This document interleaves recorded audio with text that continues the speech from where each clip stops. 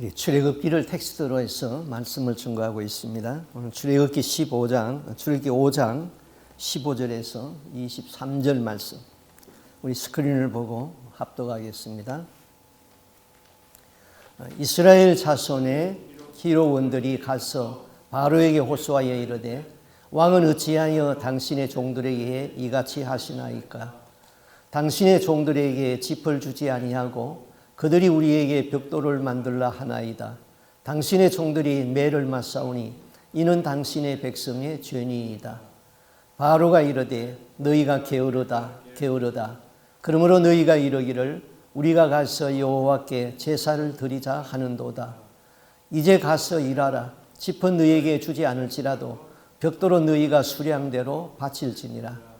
기록하는 일을 맡은 이스라엘 자손들이 너희가 매일 만드는 벽돌을 조금도 감하지 못하리라 함을 듣고 화가 몸에 미친 줄 알고, 그들이 바로를 떠나 나올 때에 모세와 아론이 길에 서 있는 것을 보고 그들에게 이르되, 너희가 우리를 바로의 눈과 그의 신하의 눈에 미운 것이 되게 하고 그들의 손에 칼을 주어 우리를 죽이게 하는도다.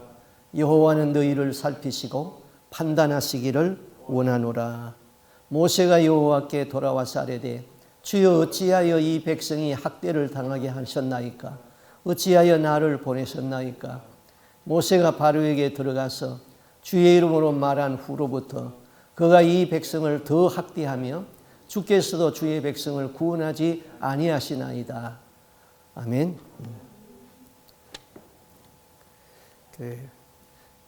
우리말에 모순이라는 말이 있습니다. 어떤 일에 앞과 뒤가 서로 안 맞아서 어긋난다, 이치가 상반된다, 그런 뜻이죠. 모순이라는 말의 유래는 창모자고 순, 방패순입니다. 그러니까 창과 방패란 말이죠. 옛날 중국 고사에서 어떤 무기를 파는 사람이 창과 그 다음에 방패를 팔고 있었습니다. 제일 먼저 방패를 가지고 팔기를, 이 방패는 무엇이든지 들어오는 것을 다 막을 수 있습니다. 그렇게 하고 방패를 팔았습니다. 그 다음에는 창을 들고 말하기를, 이 창은 무엇이든지 뚫고 들어갈 수 있습니다 하고 창을 팔았습니다. 그래서 이 모순, 창모, 방패순, 앞뒤가 안 맞는다, 이런 말이죠. 어떤 아버지가 자녀에게 역사를 가르치고 있었습니다. 그래서 아버지가 아들에게 말을 했어요. 야, 역사는, 히스토리는 무조건 외워야 돼. 외우면 돼. 근데 아들이 한참 외우다가 외워지지가 않으니까, 아버지, 암만 외우려고 해도 외워지지가 않아요. 나는 바본가 봐요. 야, 너는 바보가 아니야. 열심히 해봐. 그러면 외울 수 있어. 또 외우다가 한참 외우는데 또 안 돼요. 아버지, 암만 외우다 안 돼요. 나는 바본가 봐요. 야, 이놈아, 너희 아버지가 바보가 아니니까 너도 바보가 아니야. 왜 봐? 그러니까 또 한참 외우다가, 아버지, 나는 암만 외우다 안 외워져요. 나는 바본가 봐요. 그러니까 아버지가 하는 말이, 야, 이 바보 같은 놈아, 바보 같은 놈아 하면 된단 말이야. 우리 신앙인도 신앙인으로 살아야지, 신앙인이 불신앙으로 살기를, 그건 모순이에요. 신앙인은 신앙으로 살아야 되는 것이죠. 모세가 하나님의 지팡이를 잡고 지금 애굽에 내려갔습니다. 애굽에 내려간 모세는 그의 형 아론과 함께 애굽의 바로왕 앞에 나타났습니다. 내 백성을 내보내라. 우리가 사흘 길쯤 광야로 가서 거기서 하나님께 예배를 드리려고 한다. Let my people go. 자, 바로의 반응이 어떻게 하겠습니까? 여호와가 하나님이 누군데 내가 그 말을 듣고 이스라엘 백성을 해방하겠느냐. 바로는 모세의 말을 듣고 화가 났습니다.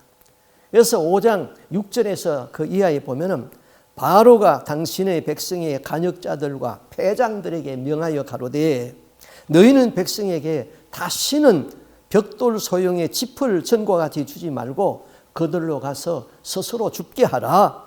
또 그들은 전에 만든 벽돌 수요대로 그대로 만들게 하고 감하지 말라. 그들이 게으름으로 소리 질러가지고 우리가 하나님께 희생을 드린 자, 예배를 드리자 하는구나. 그 사람들의 고역을 무겁게 하고 수고롭게 하여서 모세의 거짓말을 믿지 못하게 하라. 그렇게 명령이 떨어졌습니다. 모세가 바로에게 그 백성을 해방시키려고 갔다가 해방은 고사하고 그냥 그 백성에게 더 무거운 짐을 지게 만들었습니다. 이런 경우에 우리나라 속담은 혹을 때려 갔다가 혹 붙이고 왔다. 이제 그렇게 말하는 것이죠. 자, 이스라엘 백성은 매일 활당된 벽돌을 굽는 그런 사역을 하고 있었습니다. 그런데 모세, 그 벽돌을 구울 쪽에 들어가는 짚은 그들이 다 공급을 해 주었습니다. 근데 모세가 바로를 만나고 난 이후에는 바로의 명령이 떨어지기를 이제는 짚을 주지 말아라. 그들 스스로 짚을 구해가지고 벽돌을 굽는데 벽돌 굽는 숫자는 옛날 것과 같이 여전히 똑같이 만들어라. 자, 짚을 주다가 짚을 주지 않으니까 짚을 찾아가지고는 덜로 사방으로 다니면서 짚을 구해도 구할 수가 없어요. 그러니까 곡초에 그루터기를 파가지고는 이거 벽돌을 만들려니까 활당된 벽돌의 수를 만들 수가 없었어요. 그러니까 감독들이 와가지고는 그 팀장들에게 그냥 매질을 했던 것입니다. 이 백성의 팀장들이 견딜 수가 없어가지고는 직접 바로에게 찾아갔습니다. 바로가 가로되 너희가 게으르다 게으르다. 그러므로 너희가 이러기를 우리가 가서 하나님께 예배를 드리고자 하는구나. 이제 가서 일하라. 짚을 너희에게 주지 아니할지라도 너희가 벽돌의 술은 옛날처럼 똑같이 바쳐라. 자, 이스라엘의 작업반장들은 바로 임금을 직접 만나고 자기들의 억울함을 호소했습니다. 그런데 바로에게 게을러 터진 놈들이라고 욕을 얻어먹었습니다. 바로는 너희가 이렇게 더 고생하는 것이 누구 때문인 줄 아느냐? 바로 모세와 아론 때문에 너희들이 이렇게 고생을 한다. 그것을 지금 일깨워주고 있는 것입니다. 그 이스라엘 팀장들이 바로를 만나고 나오니까 왕궁 문 앞에서 모세와 아론을 만났습니다. 그래서 모세와 아론에게 이렇게 항의를 하죠. 너희가 바로의 눈과 그의 신하의 눈에 미운 물건이 되게 하고 그들의 손에 칼을 들려주가지고 우리를 죽이게 하는구나. 여호와는 너희를 감찰하시고 판단하기를 원하노라. 자, 이제 이스라엘 백성들은 모세의 리더십에 반발을 했습니다. 모세의 권위와 하나님의 권위를 갈라놔 버렸습니다. 하나님이 너희를 감찰하시고 판단하기를 원하노라. 이 말이 바로 하나님은 따로 모세 따로 그 권위를 분리시켰던 것입니다. 자, 백성들은 자기들이 모세에게 불복종하는 줄을 알았는데 그 불복종이 곧 하나님과 관계가 되어 있는 것은 깨닫지를 못했습니다. 모세 당신이 하는 일은 하나님이 시켜서 하는 일이 아니라는 것이죠. 자, 우리가 때로는 살다 보면은 어려운 환경을 만날 때가 있습니다. 그때에 불평만 하게 되면은 하나님의 뜻을 알 수가 없어요. 그런 사람은 자신의 삶에서 하나님이 주신 소명도 이룰 수가 없는 것이죠. 자, 모세가 하나님의 이름으로 자기 동족에게 항의를 받았어요. 그래서 모세는 하나님께 나가서 이렇게 기도하잖아요. 하나님, 어찌하여서 이 백성으로 하여금 학대를 당하게 합니까? 하나님, 어찌하여서 나를 보내었습니까? 내가 하나님의 명령대로 바로에게 가서 말했습니다. 그런데 바로는 이 백성을 더 학대하는 무거운 짐을 그들에게 얹어 주었습니다. 자, 모세를 바로에게 보낸 분이 누구입니까? 하나님이시죠. 이스라엘 백성을 바로의 손에서 구원하실 계획을 가지고 계신 분이 누구입니까? 하나님이시죠. 이것이 모세의 하나님의 뜻이었습니까? 예, 하나님의 뜻이었어요. 모세는 하나님의 말씀에 순종했습니까? 예, 순종했어요. 그런데 어찌하여 상황은 더 어려워지고 있습니까? 하나님의 전능하신 능력의 손이 나타났습니까? 아니요. 상황 속에서 하나님이 같이 한다는 그 약속의 증거가 나타났습니까? 아니요. 상황은 더 나빠지고 우리를 둘러싸고 있는 환경은 더 열악한 환경에 빠지고 있습니다. 여러분이 이런 환경을 만난다면 어떻게 하시겠습니까? 과거에 여러분이 이런 환경을 만났을 적에 어떻게 했어요? 앞으로 여러분이 이런 환경을 만나면 어떻게 하실 겁니까? 이것이 우리의 현실인 것입니다. 예수 믿으면 기도하는 것마다 척척 다 이루어지고 응답이 되고 내 소원은 다 이루어지고 원수는 내 앞에서 굴복하여지고 내 앞에는 창창대로만 열린다면 그러면 이 세상에서 누가 예수 안 믿을 사람이 있겠습니까? 이스라엘의 팀장들이 모세와 아론을 보고 뭐라고 항변했습니까? 여호와는 너희를 감찰하시고 판단하시기를 원하노라. 자, 하나님의 이름으로 하나님의 종 모세를 지금 정죄하고 있어요. 자, 우리는 이런 일이 없습니까? 예수의 이름, 하나님의 이름을 교회에서 주어진 장로, 집사, 권사, 목사의 이름을 아무 때나 함부로 사용하고 있지 않습니까? 불신자들이 하나님의 이름을 들먹이면서 예수 믿는 사람을 욕하는 것은 이해할 수가 있어요. 그런데 예수 믿는 사람들이 하나님의 이름으로 사람을 정죄하고 판단하고 있는 것이죠. 그래서 하나님께서 우리에게 주신 10가지의 계명 중에 세 번째 계명이 무엇이에요? 여호와의 이름을 망령되이 일컫지 말라. 자, 이스라엘의 백성의 팀장들이 자기들의 판단은 가장 옳고 자기들은 잘못이 없다고 생각했기 때문에 하나님의 이름으로 지금 모세를 판단하고 정죄하고 있는 것이죠. 모세 때문에 자기들이 어려움을 당하고 있다고 생각했습니다. 그들은 당장 지금 눈앞에 벌어진 사건만 생각했지 미래를 볼 수가 없었어요.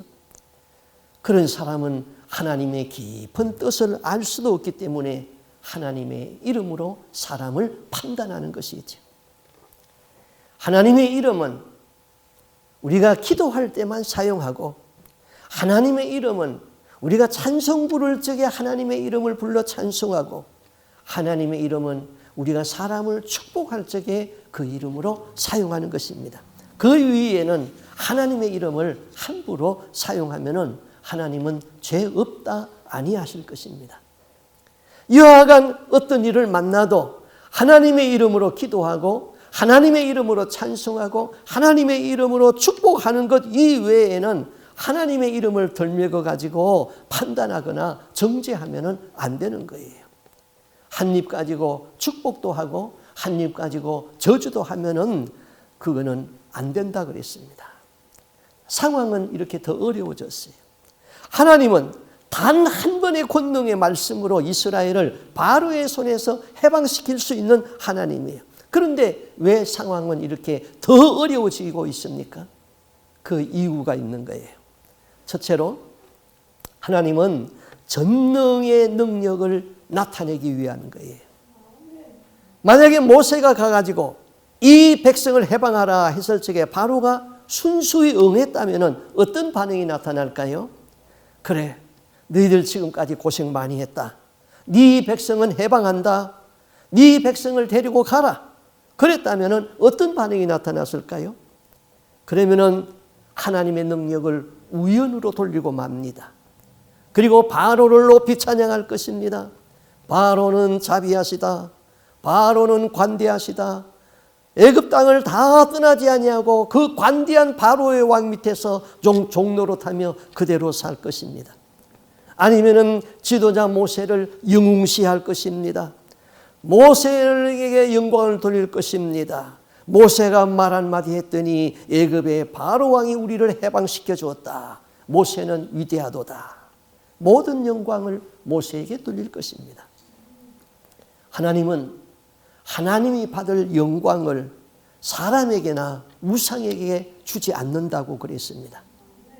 상황이 이와 같이 인간으로서는 어쩔 수 없을 적에 더 이상 버티지 못하고 있을 때에 이스라엘 백성도 하나님이 아니면 할 수 없다 하는 그 절정에서 하나님은 구원하시는 것입니다. 자, 애굽에 내린 10가지 재앙을 보세요. 처음에는 애굽의 강물이 피가 되는 그런 재앙을 내리죠. 그 다음에는 조금 더 강해져 가지고는 개구리 재앙이 내리죠. 그 다음에는 더 강하게 이 재앙, 더 강하게 파리 재앙, 더 강하게 우박 재앙, 그리고 더 강하게 해가지고 마지막에는 장자의 죽음으로 재앙이 가지요. 음악에 그런 기호가 있잖아요. 점점 강하게 크르센토로, 점점 강하게 그렇게 가요. 우리를 둘러싸고 있는 이 환경이 점점 더 열악해져 가지고 그때의 하나님의 능력은 점점 강하게 나타날 수 있는 것이죠. 하나님은 때때로 당신의 백성들에게 어두운 상황을 허락할 때가 있습니다. 그리고 강하신 능력의 손을 펴시는 것이죠. 어려운 상황을 체험했던 신앙의 사람들이 그 어려운 상황을 지나고 나서 고백한 말이 무엇입니까? 매우 중요한 말이에요. 인간의 위기는 하나님의 기회이다. 우리 인간에게서는 위기를 만났는데 하나님은 찬스를 가진 것이 깊은 밤은 새벽과 연결되어 있다. 찬란한 7가지의 무지개 색깔은 비가 온 후에 나타난다. 자, 이제 성경 말씀을 보겠습니다. 우리 6장 1절 말씀, 우리 저기 말씀을 한번 보세요. 우리 다 같이 한번 읽어보겠습니다. 여호와께서 모세에게 이르시되 이제 내가 바로에게 하는 일을 네가 보리라. 강한 손으로 말미암아 바로가 그들을 보내리라. 강한 손으로 말미암아 바로가 그들을 그의 땅에서 쫓아내리라. 자, 이 말씀 중에서 하나님이 개입하겠다는 그 하나님의 의지를 나타내는 단어가 뭔 단어인지 한번 찾아보세요. 이제 하나님이 개입하겠다. 지금. 이제 하나님의 능력으로 개입한다. 언제? 지금 하겠다 이거죠. 그러므로 어떤 상황에서든지 포기하지 말고 낙심하지 말고 전지하신 하나님을 바라보라. 그러면은 이제 나타날 것이다. 두 번째, 상황은 왜 더 어려워졌습니까? 그 이유는 하나님의 신실하심을 나타내기 위한 것이죠. 자, 6장 2절에서 6절에 보면은 하나님이 이렇게 말씀합니다. 내가 아브라함과 이삭과 야곱에게 전능의 하나님으로 나타났으나, 이 전능의 하나님은 엘로힘 하나님이란 말이에요. 전능하신 하나님, 올마이트가 가신 거예요. 자, 전쟁에 능하신 하나님. 그런데 지금 이스라엘 백성에게 이 시점에서는 내가 여호와로 나타나겠다. 이 전능의 하나님과 여호와 하나님, 그 이름의 차이가 어떻게 다를까요? 자, 모세가 가시떨기나무에서 하나님이 나타나셨죠. 그 하나님에게 하나님의 이름이 무엇이냐고 물었어요. 그때 하나님은 여호와, 야훼 그랬어요. 그 말의 뜻은 그 여러 가지 의미가 있습니다만은 전에 말씀했죠. 손을 보라, 못을 보라. 예수 그리스도가 십자가에 손에 박힌 못을 보라. 그게 야훼라는 뜻이에요. 또 그 이름의 뜻 가운데는 나는 스스로 있는 자이다. 그런 의미도 있습니다. 자, 그리고 과거와 미래를 하나님은 항상 현재로 나타나는 거예요. 하나님의 이름이 뭐냐고 물었을 적에 I am who I am 그랬어요. 현재로 나타냈어요. 과거에 너희 조상 아브라함과 이삭과 하나님에게 나타냈던 그 하나님은 지금 현재에 계신다. 과거에 너희 조상에게 함께하신 하나님 지금 너희와 함께하고 있다. 그리고 미래에 너희 역사와 함께하실 것이다. 바로를 항복시켜 놓을 것이다. 홍해를 갈라놓고 고속도로를 만들 것이다. 반석 안에서 너희들이 마실 수 있는 저수지를 만들어 놓을 것이다. 하늘 구름 위에 너희들이 매일 먹을 수 있는 만나 양식을 둘 것이다. 나는 과거를 현재로, 미래를 현재로 역사하시는 전능하신 하나님이시다. 시간과 역사를 초월하시는 하나님이시다. 그 다음에 하나님의 이름은 한 번 약속하면 반드시 지키시는 하나님이라는 것이에요. 하나님은 그 조상들에게 가나안 땅을 기업으로 주시겠다고 약속했어요. 그런데 아직까지 그 땅을 기업으로 받지 못했어요. 그런데 이제 하나님은 나타나셔서 그 약속을 기억하고 그 약속을 이행하겠다는 것이지요. 그 백성을 시온 예루살렘 땅으로 돌려보내서 나는 그들의 하나님이 되고 그들은 내 백성이 되겠다 하는 그 말씀을 성취시키겠다는 것이죠. 하나님은 신실하신 하나님이십니다. 하나님은 나와 함께 하시는 하나님, 신실하신 하나님, 이 약속을 우리는 믿고 있어야 되죠. 우리가 신앙 사회생활을 할 적에 신실한 사람 참 좋잖아요. 변함없이 신실한 사람. 그러면 내가 신실한 사람인가, 신실하지 못한 사람인가? 내가 고생을 할 적에도 나를 떠나지 아니하고 나와 함께하는 사람은 신실한 사람이에요. 자, 그런 사람이 사람 중에는 누가 있죠? 부모는 나에게 대하여서 신실합니다. 내가 아무리 어려워도 부모는 나를 버리는 일이 없습니다. 그 다음 부부간에는 신실함이 있어야 돼요. 때로는 살다가 싸우면서 뭐 잘못돼가지고 갈라설 수도 있죠. 그러나 남편이 사업을 하다가 꼬라박아서 망해버렸다. 여자가 병이 들었다. 그럴 때는 이혼하면 안 되는 거예요. 그때는 끝까지 신실함을 지켜줘야 되는 것이죠. 그래서 미국의 법은 정신병자가 된 아내나 남편을 버리게 되면 그거는 국가의 법으로 처벌받게 되어 있는 것이죠. 그 다음에 신실한 사람은 친구입니다. 친구는 내가 어려울 적에도 함께하는 사람이 친구예요.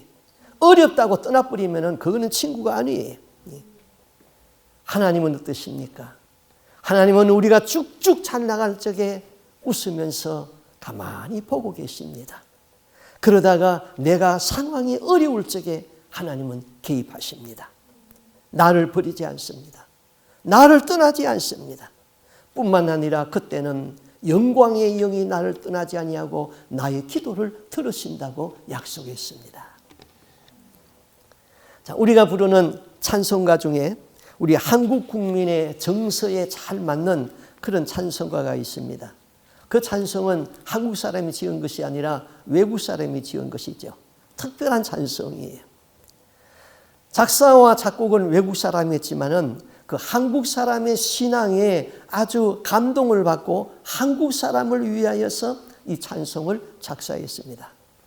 그 찬송이 545장 찬송이에요. 하늘 가는 밝은 길이 내 앞에 있으니 슬픈 일을 많이 보고 늘 고생하여도 하늘 영광 밝음이 어두운 그늘 해치니 예수 공로 의지하여 항상 빛을 보도다. 이 찬송은 원래 미국의 선교사인 그 윌리엄 스웰런이 작사한 것입니다. 그는 한국에서 48년 동안 선교사로 사역하다가 일제강압 시기에 일본 사람에 의하여서 강제로 추방을 당했습니다. 그는 한국 사람을 사랑했고 한국 땅을 사랑했습니다. 한국 사람들이 일본의 식민지하에서 고난과 학대를 받는 것을 옆에서 보았습니다. 예수를 도무지 믿을 수 없는 그런 열악한 환경에서도 그런 구조 가운데서도 신앙을 아름답게 지키는 그들의 모습을 보고 감동을 받았습니다. 그래서 어떤 핍박과 고통 가운데서도 신앙을 포기하지 아니하고 하나님을 신뢰하는 이 사람들을 위하여서 내가 찬송을 하나 지어야 되겠다.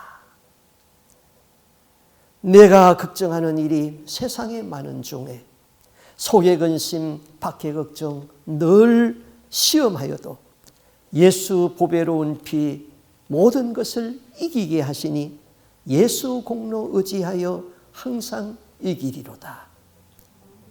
내가 천성을 바라보고 가까이 왔으니 아버지의 영광 중에 가실맘이 있도다. 나는 부족하여도 영접하실 터이니 영광 나라 계신 임금 우리 구주 예수시라. 이분은 어떤 고난과 핍박도 견디면서 오직 하느님의 나라에 소망을 두고 신앙을 지키는 그 한국인을 돕기를 원했습니다. 그들을 위로하기를 원했습니다. 그는 기도하는 중에 성령의 감동으로 한국 정서에 맞는 이 찬송가 가사를 지은 것입니다. 그리고 곡은 스콜틀랜드 민요곡에다가 갖다 붙여서 부르게 했습니다. 이 찬송은 우리 신앙의 선조들에게 많은 위로를 주었습니다. 많이 애창됐던 찬송이죠. 하나님은 신실하십니다. 그분은 내가 어둠 속을 걸어갈 적에도 나의 손을 잡고 걸어가고 계십니다. 우리의 고통과 함께하는 하나님이십니다. 어찌하여 상황이 더 어려워졌습니까? 그래도 낙심하지 말고 그분의 신뢰함을 믿으시기를 바랍니다. 그 다음에 하나님의 주권을 나타내기 위해서였습니다. 자, 우리가 미국에 살면서 이 영어가 굉장히 어렵잖아요. 그 어려운 것 중에 하나는 그 어순이 다르기 때문이에요. 중국 사람은 영어를 잘해요. 중국말과 영어는 어순이 같기 때문에 쉬워요. 한국 사람과 일본 사람은 영어하기가 좀 어려워요. 어순이 달라요. 그러나 한국 사람은 일본말 배우기는 쉬워요. 일본말과 한국말은 어순이 같기 때문인 것이죠. 영어는 주어가 먼저 나오고 그 다음 행동을 설명하는 동사가 나오죠. 우리나라 말은 주어가 먼저 나오고 동사는 언제 나옵니까? 제일 끝에 가서 나오는 것이죠. 자, 그래서 이제 한 예를 들어보면은 이 한국어는 아주 수식어가 굉장히 많이 잘 발달되었어요. 예를 들면은 영어로는 뜨겁다 그랬을 적에 그냥 hot, warm 그 정도예요. 그런데 한국말은 영어는 매운 것도 hot이라고 그러더라고요. 한국말은 뜨겁다 그걸요 얼마나 많이 표현하죠. 미지근하다, 뜨뜻미지근하다, 따뜻하다, 후끈하다, 뜨겁다, 펄펄 끓는다. 색깔도 한번 보세요. 우리는 영어로는 옐로우, 노란색 그러면 옐로우 끝나요. 우리나라는 노랗다, 놀이끼리하다, 샛노랗다, 누렇다, 누리 팅팅하다. 자, 한국말은 형용사가 너무너무 잘 발달됐어요. 그 대신 동사는 저 뒤에 가 있으니까 동사는 말 안 해도 눈치로 잡는 거예요. 예를 들면 그 사람 되게 말 심하게 여기까지만 하면은 그 뒤에 말은 했다, 한다, 할 것이다 이렇게 가장 감 잡아버리는 것이죠. 그러나 영어와 히브리어는 아주 주어와 동사가 정확한 것이죠. 자, 우리 성경 말씀을 한번 보겠어요. 6장 6절에서 8절을 그 밑에 영어로 한번 띄워놨어요. 우리 한국말보다 영어가 아주 잘 설명했어요. 자, 6절에서 8절에 보면은 이 영어 성경에서 그 하나님의 의지를 나타내는 그 will이라는 단어를 7번을 지금 사용합니다. 의지를 나타내는 조동사잖아요. 자, 6절 말씀에서 내가 애굽 사람의 무거운 짐 밑에서 너희를 떼어내겠다. 그때 영어 성경은 I will bring you out. 안식의 축복이죠. 내가 그렇게 하겠다. 그 다음에 내가 너희를 그 고역에서 건져내고 I will deliver you from their bondage. 구원의 약속이죠. 구원의 약속. 그 다음에 세 번째, 내가 너희를 구속하며 I will also redeem you. 너희들을 구속한다. 그 다음에 7절에서는 내가 너희를 나의 백성으로 삼고 I will take you for my people. 하나님의 백성으로 삼고 지키겠다는 것이죠. 자, 우리가 미국 시민권을 가지면 얼마나 이게 세계적으로 힘이 있는 시민권인 줄 아세요? 일하다가 외국에 가서 뭐 붙잡혀도 미국 시민권 가지고 있으면 함부로 못 죽여요. 그리고 어디에 가 있든지 미국 대통령이 가서라도 가서 데리고 오는 거예요. 자기 백성을 보호하고 찾아오는 거예요. 그만큼 미국 시민권이 힘이 있는 것이죠. 그런데 하나님이 내가 너희를 나의 백성으로 삼겠다. 그 다음에 다섯 번째, 나는 너희의 하나님이 되고 I will be your God. 내가 너희의 하나님이 되겠다.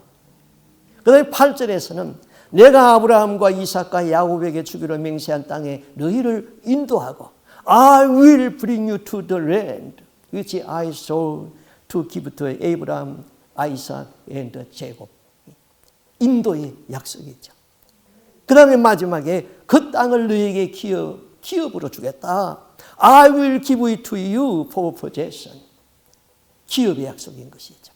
하나님은 I will 하면서 내가 그렇게 하겠다. 전능하신 하나님이 그렇게 하겠다 하면서 하나님의 의지를 나타내는 것이죠. 하나님은 나의 구원이십니다. 하나님은 나의 구원자요. 하나님은 나의 아버지가 되십니다. 하나님은 나의 창조주요 되십니다. 하나님은 나를 인도하는 목자가 되십니다. 하나님은 나의 기업이 됩니다. 하나님이 이제 내가 나타나셔서 그렇게 하겠다는 것이죠. 자, 이 성경 말씀은 우리에게 거울이 된다고 했습니다. 옛날에 일어났던 일이 지금 또 일어나고 있습니다. 이 성경을 거울로 보는 사람은 어떤 일을 만나도 하나님을 원망할 수가 없어요. 성경을 보지 아니하는 사람은 자기 생각대로 하나님을 판단하고 자기가 만들어 놓은 하나님을 믿고 있는 거예요. 그거는 우상이에요. 그래서 시험 들고 죄 짓는 것이죠. 저는 요새 성경을 많이 읽어요. 하루에 아침에 30분 읽고 저녁에 30분에서 1시간을 읽고 성경을 읽으면 얼마나 그게 깊이 빨려 들어가는지 몰라요. 성경을 읽다가 울어요. 성경을 읽다가 회개해요. 자, 고린도전서 10장 11절에서 11절 이렇게 말합니다.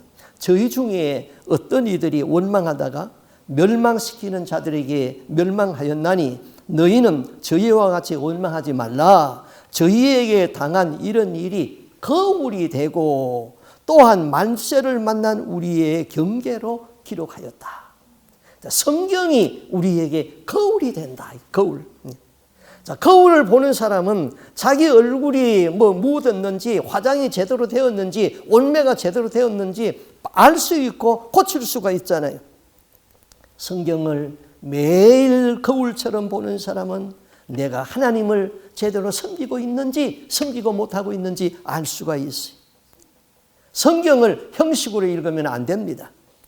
그 말씀을 나에게 주신 하나님의 말씀으로 읽어야 돼요.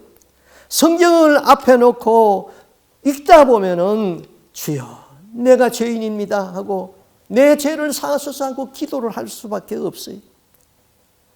여러분 성경 한 번 읽었습니까? 우리 교회 성도들은 한 번은 다 읽었어요. 그러나 한 번만 읽고 더 이상 안 읽으면 교만해질 수 있어요. 나는 성경 한 번 읽었다 자랑하고 교만해요. 그러나 3번 성경을 읽게 되면 이제는 신약과 구약이 서로 연결되는 것을 찾을 수가 있어요. 4번 읽고 5번 읽으면 성경을 앞에 놓고 읽다가 울기 시작해요. 죄 때문에 웁니다. 하나님의 사랑 때문에 웁니다. 성경을 10번 읽게 되면 하나님의 마음이 가슴에 와 닿기 시작하는 거예요. 성경을 읽지 아니하는 그리스도인 그리고 기도를 하지 아니하는 그리스도인은 명목상 그리스도인이다. 여기 명목상 그리스도인들이 앉아 있습니까? 이름만 그리스도인이지 실제 내면은 그리스도인의 삶을 살고 있지 않는 것이죠. 성경을 읽으시겠습니까? 이쪽 동네는 아멘이 없어요. 네. 시간을 정해놓고 기도하시겠습니까? 실제로 있었던 실화를 말씀드리고 말씀을 마치겠습니다. 1953년도에 미국에서 있었던 일입니다. 미국의 큰 저택에서 전화 한 통이 걸려왔습니다. 저택에 전화 한 통이 걸려왔습니다. 그 집의 아들이 한국전쟁, 6.25전쟁에 참전을 했는데 죽었는지 살았는지 소식이 없습니다. 그런데 어느 날 전화가 왔습니다. 엄마, 나야. 아들의 음성입니다. 엄마는 너무나도 반가웠습니다. 살아있었구나. 지금 어디 있니? 어서 집으로 와야지. 엄마, 그런데 같이 온 친구가 하나 있는데 있을 곳이 없어요. 우리 집에서 같이 살아야 돼요. 내가 친구를 데리고 가도 돼요? 아니, 그게 무슨 걱정이니? 어서 친구를 데리고 오려마나. 엄마, 그런데 그 친구는 한쪽 눈이 없고 한쪽 팔이 없고 한쪽 다리가 없어요. 어머니는 좀 마음에 걸렸지만 아들이 이야기하니까 이렇게 말했어요. 그래, 며칠 같이 있으면 되겠지. 데리고 와. 엄마, 며칠이 아니에요. 평생을 같이 있어야 되는데요. 엄마가 또 양보를 했어요. 그러면은 몇 달 정도만 같이 살면 안 되겠니? 아니에요. 평생을 같이 살아야 되는데요. 그래. 그러면 1년 동안만 같이 살도록 하자. 엄마는 아들을 설득하기 시작했어요. 그런데 아들은 엄마, 그 친구는 갈 데가 없어요. 아무도 받아주지 않아요. 평생을 같이 살아야 돼요. 그때 엄마는 아들을 이렇게 설득을 합니다. 네가 너무 감상적이구나. 그런 불구자의 친구와 평생을 같이 지낸다는 것은 너에게 큰 짐이 될 것이야. 전화 속에서 이런 음성이 들립니다. 짐? 큰 짐이 된다고요? 그러더니 전화가 뚝 끊어졌습니다. 그 다음 날 미국 국무선 해군성에서 전보가 왔습니다. 당신의 아들이 11층에서 투신 자살했습니다. 그 어머니가 현장에 갔더니 한쪽 눈이었고 한쪽 팔이었고 한쪽 다리가 없는 자기 아들이 투신 자살해서 죽었습니다. 신앙은 감성이 아닙니다. 신앙은 우리의 삶인 것입니다. 성경은 다른 사람의 이야기가 아니에요. 성경은 바로 나를 구원하기 위하여서 쓰신 하나님의 말씀입니다.